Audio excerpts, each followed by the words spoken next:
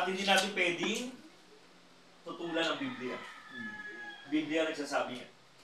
Si Moises ang pinakamapagpakumbabang taong nabuhay sa balat ng lupa. Di ba natin papalakpakan ng Panginoon? Sabi ko Pastor John kanina, ano naging bonus ni Moises sa pagpapakumbaba? He lived at 120. His eyes never grew dim. His strength never abated. Nakalagay yun sa Deuteronomy 34. Hindi lumabo ang mata, hindi humina ang katawan. Sa edad na 120, he just expired. Tapos na yung buhay, humiga na lang.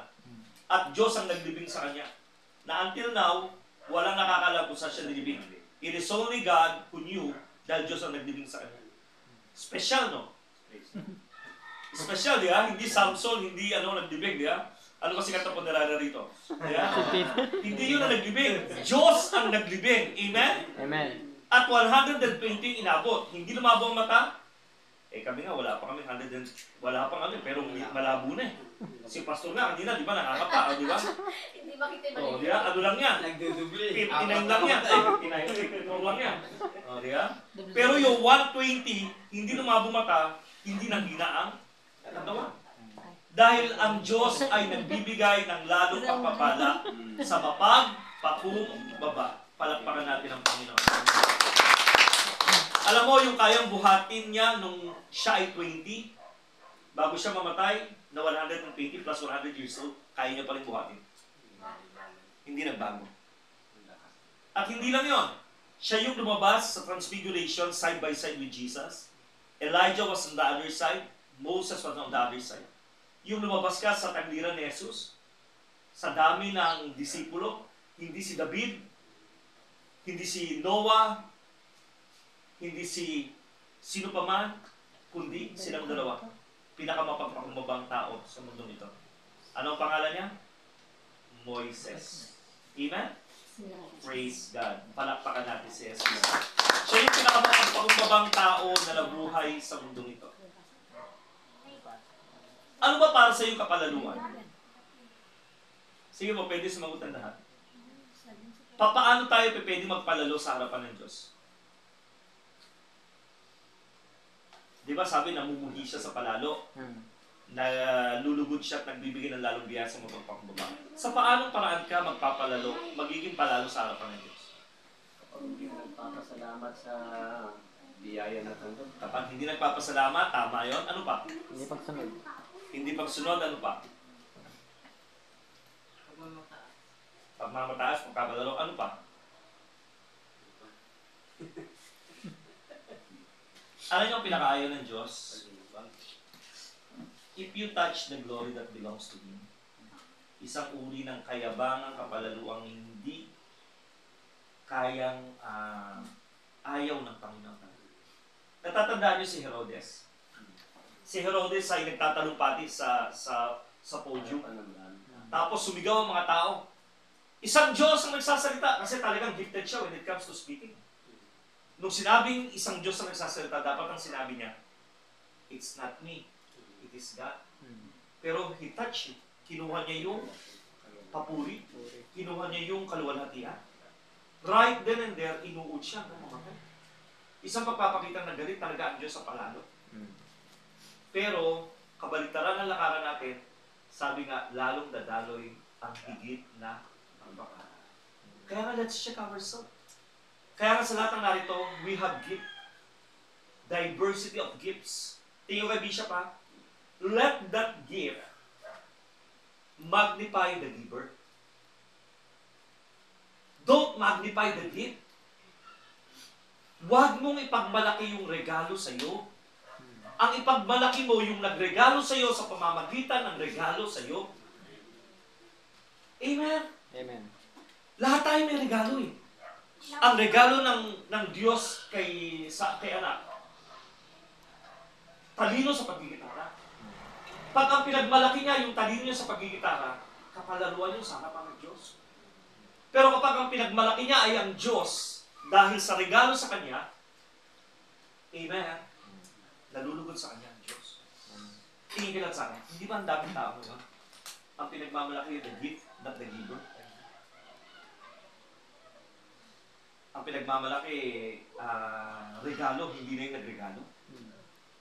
Kaya ang mangyayari talaga, hanggang doon na lang, may blessing blocker.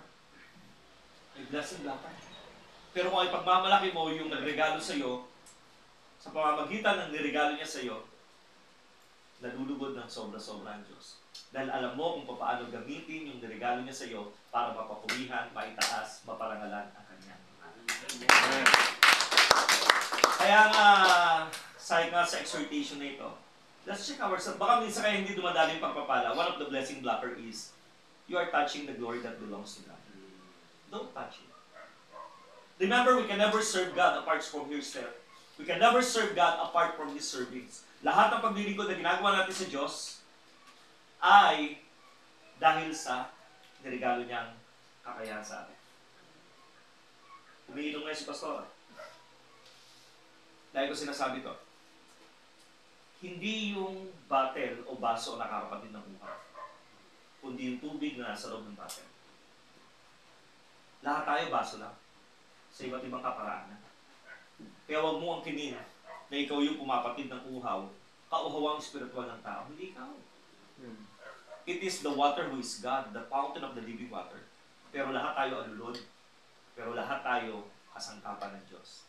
Sana maging mabuti tayong kasangkapan ng ipinagmamalaki natin yung laman natin, walang iba kundi ang Espiritu Santo sa ating buhay. Palakpakan natin sa Diyos. Kaya after this, let's check ourselves.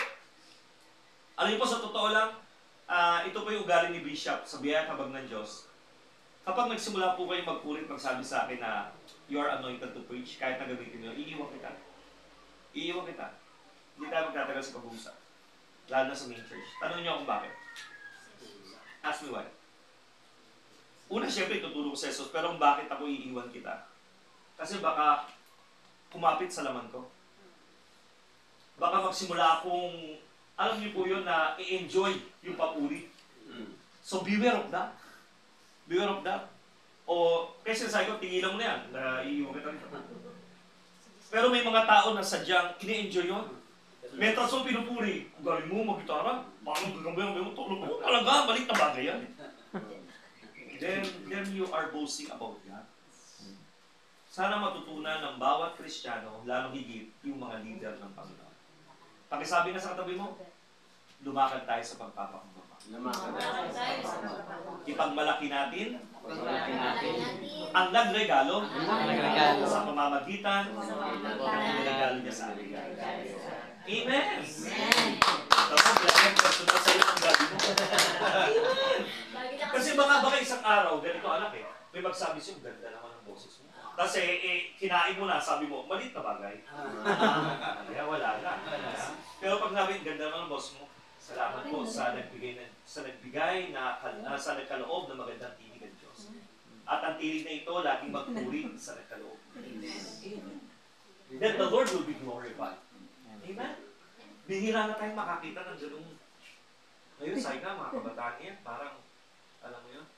Pero salamat dahil meron pa tayong mga ahead na pasok katulad ng Pastor Wilby na pwede silang turuan na do not touch the glory that belongs to God.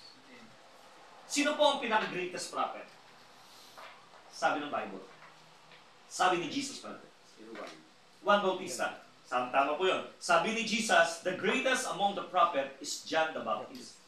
Then I asked God, sabi ko kay God, Lord, pag kinumpara mo siya kay Elisha at Elijah, si Elisha at si Elijah, bumuhay ng patay, nagpatigil ng agos ng ilog, gumawa ng himala. Pero si Juan Bautista, walang ginawang himala. Kahit isa. Pero bakit sinabi mo na siya yung pinakadakila sa lahat? Dapat pang nag-aaral ka ng Bible, magtatanong ka sa Diyos dahil wala naman tayong alam. Tatanong ko, bakit ganon? Kung sa tao, kung tinignan ng tao yun, sasabihin, yun nga, humati ng tubig. Diba? Siya nga ay bumuhay ng patay. Yan nga, pinutulan ng ulo . Ang sasabihin ni Jesus na, yan ang dakila sa lahat. Ano yung ba ang kasunod nun? Ang kasunod po nun sa Bible, ngunit higit na dakila kaysa kay Juan Bautista, ang lumalakad sa pagpapakumbaba. Then, si John the Baptist, he is a great pointer. Tingnan niyo po, babautismohan niya si Jesus, ano sabi niya? Hindi yata dapat na ako ang magbautismo sa iyo. Hindi ba dapat na ako ang yung bautismuhan? Sinabi lang sa akin ni Jesus na hayaan mo muna mangyari to. Pero may mga tao na hindi naman pinuposisyon doon, gusto pumusisyon. Amen? Amen. Pero siya, pinosisyon na ng Diyos, pero tumatanggi pa. Amen? Tapos ang sabi niya pa ay ganito, hindi man ako karapat-dapat na magkalag ng iyong, at hindi ako karapat-dapat na magbitbit nito. That is the true humility. Then the Lord answered me. Sabi sa akin ng God, hindi ko ba nakita kung bakit siya greatest among the prophet? He is a great warrior. He never touched the glory. At nung nakita niya ako sa John 1:29, ang sabi niya, Behold, behold, the Lamb of God who will take it away the sins of the world. Tignan ninyo, tignan ninyo. Tinuturo niya ang mga tao patungo kay Jesus. Kaya ang tunay na pagpapakumbaba, pag may kumuri sa iyo, ang sabi mo, Amen. Amen. Amen. Galing mo naman. Ang bait mo naman. Amen. Ang lago naman ng ministeryo mo. Lahat ng sabihin sa iyo, point to Jesus. And everybody say, Amen. give Him praise. Palakpakan natin. Kaya nga, if you want to be the greatest among, yun yung pagpapakumbaba. Kaya paulit-ulit na sinasabi ng Bible, namumuhi ako sa mga palalo. Pero lalo kong pinagpapala ang lumalakad sa pagpapakumbaba. Alam niyo po, lagi kong sinasabi, never, never, never, never, never, never, never, never, never, never, ever touch the glory that belongs to God. Never. Wag na wag na wag na wag na wag na wag mong hihipuin at kakantiin man lang lahat ng papurit, parangal na nauukol lamang sa Panginoon. Tingnan mo ang mga tao ngayon. Hindi magsasalita ng ganito. Pastor Robert. Ano? Kung hindi dahil sa akin, hindi malago yan. Yan, may mga narinig. Minsan marinig ka mga tao. Kung hindi dahil sa akin, hindi malago yung church. Alam niyo, minsan nag-iisip tuloy ako, are we reading the same Bible? Ano yung Bible ba ang binabasa namin ito? Likod ng Diyos na ito. Hindi man ito nabasa na it is God who give the increase. What we can do is to plant and to water the plant. It is God who give the increase. Ang kaya lang namin gawin ay magtanim at magdilig. Diyos ang nagpapalago. Pero kahit na yung pagpapalago, inaangkin. Kung wala raw siya, hindi lalago. Kung wala raw siya, hindi malago itong taong to. Kung hindi ako, kung hindi... Never do that. Never do that. Kaya maraming ministry ng stagnant. Ang di na nakita problema, yung kapalaluan. Pero lingkod ng Diyos. Pero yung kapalaluan yung nagiging blessing na. Ang linaw sa lahat ng binasa natin. 1 Peter 5:5, Luke 1:22, James 4:6, and many more verses na nagpapakita na dumadaloy ng malaya at sagana ang pagpapala sa mga taong lumalakad sa pagpapakumbaba. Ngunit ang Diyos ay namumuhi sa mga palala. Kaya lahat ng narito, lumalakad sa pagpapakumbaba. Paano ang pagpapakumbaba? I am a good pointer. Let me be a good pointer. Bishop, salamat sa tinuro mo. Huwag sa akin, sa Diyos. Amen? Pastora, ang ganda naman ng boses ng asawa. And you are gifted on that. Point to Jesus. Amen. Eh, hindi, minsan ganito eh. Nabalak to. You see? Kasi ang tao gusto lagi meron silang partisipasyon. Kasi ang tao gusto lagi meron silang bahagi. No. Wala. Diyos lahat. Kahit buhay natin, regalo ng Diyos. Kung walang buhay, paano mo gagamitin yung regalo? Kaya at the end of the line, from the very beginning, wala tayong parte, Diyos lahat. Tanggapin natin. Tanggapin natin. At sasabihin ko siya, kapag natuto ka sa ganung buhay, hindi mo hahanapin ang pagpapala. Diyos ang pusang magtataas. That is the one key of prosperity. Amen. Praise the Lord. Okay. Ang sabi pa ni Juan Bautista, kaya siya greatest among the prophet, John 3:30. Basahin niyo yung John 3:30. Paboritong verse ni Bishop yan. John 3:30. Parang namin nakita akong mukha mas. Ikaw talaga, anak ko. Yeah. Amen.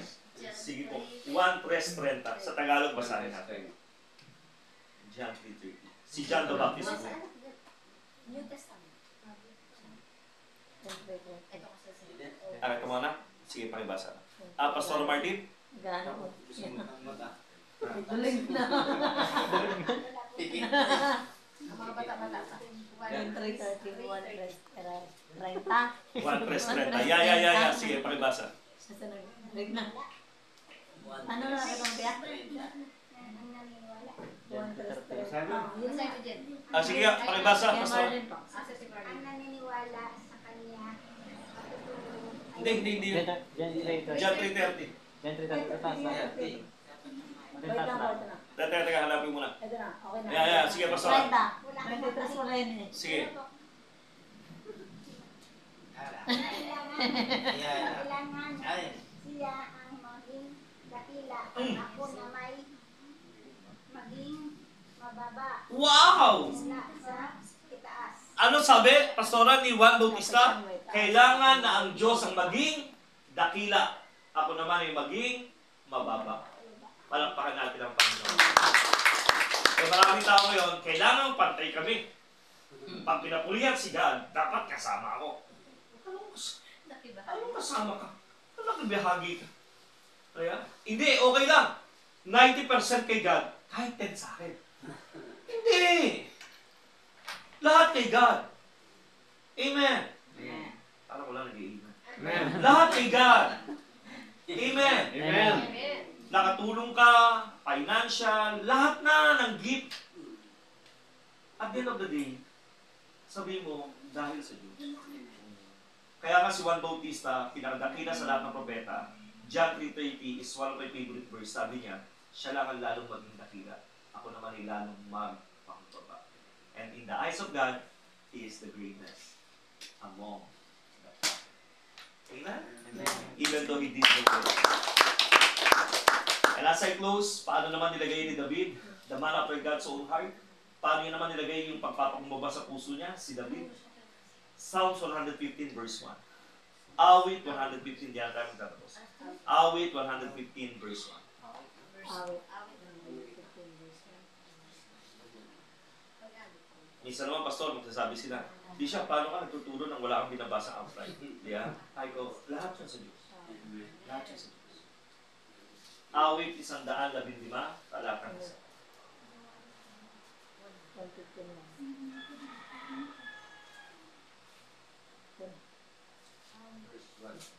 Sabi po rito, kang sa iyo lamang Yahweh ang dakilang karangalan, hindi namin maakin pagkat ito'y iyo lamang.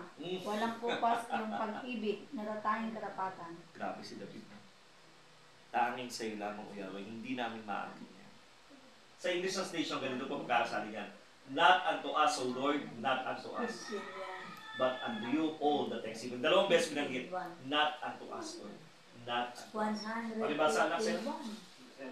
Sige na. 115 verse 1. 150. Sige na. Palibasa. Hindi. Yan, sige, palibasa. Batiin niya po niya. Huwag sa amin o Panginoon, huwag sa amin. Dalawang beses, di ba? Not unto us, not unto us. Huwag sa amin, O Diyos. Ano yun? Huwag sa amin. Tuloy mo? Kundi sa iyong pangalan ay magbigay ng karangalan dahil sa iyong kagandahang loob at dahil sa iyong katotohanan. Amen. Minsan, di ba? Sabi natin lahat, huwag sa amin, O Diyos. Huwag sa amin. Huwag sa amin.